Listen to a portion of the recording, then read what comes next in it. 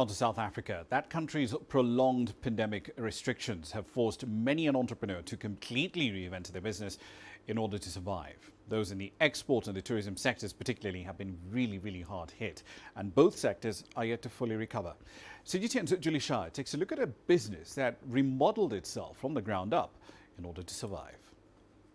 Business was booming for Durban-based Afrikrafters. Overseas orders were rolling in and it had a steady flow of work for its creatives until the coronavirus pandemic hit.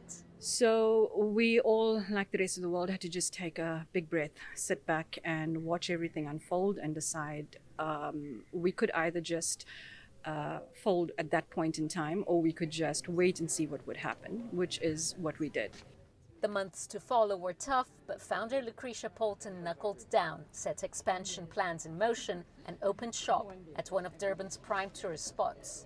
We had already had plans to come into Scheier Marine World. Part of our rollout plan was to enter a major tourist destination where we could start our flagship store. When lockdown eased off around about October, November last year, we opened in the hope that we could have recovered all of our losses over the December period. Unfortunately, we went into level 3, which then impacted us hugely again because we had no tourists. To worsen matters, KwaZulu-Natal was hit by the worst looting and violence in years, which disrupted supply chains and caused further reputational damage. It's been hard, and like those bags, it's a tourist that they love, and even the local, but not that much. I think it will come right, but I don't know when it will come right, but my hope is it will come right. It has slowed down a lot, but it gave me enough time to also be able to come up with new designs. You see, during quiet times when everything is quiet and everybody's almost like dead, I get some time to come up with more creativity and innovate more. I try not to dwell into into the negatives too much.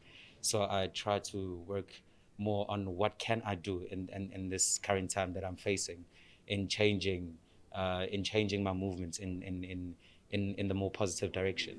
Poulton's business has barely stayed afloat, but she hasn't given up. She's investing further in her artists who create a range of products including handbags, clothing and metal art from recycled drums and car parts.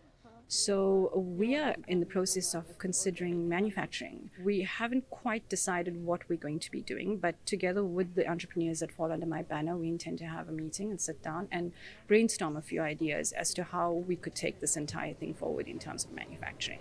South Africa remains on lockdown level 3. The slow rollout of vaccines has held back economic recovery, but Poulton and many others are hoping the situation will soon start to turn around as the vaccine program gains momentum.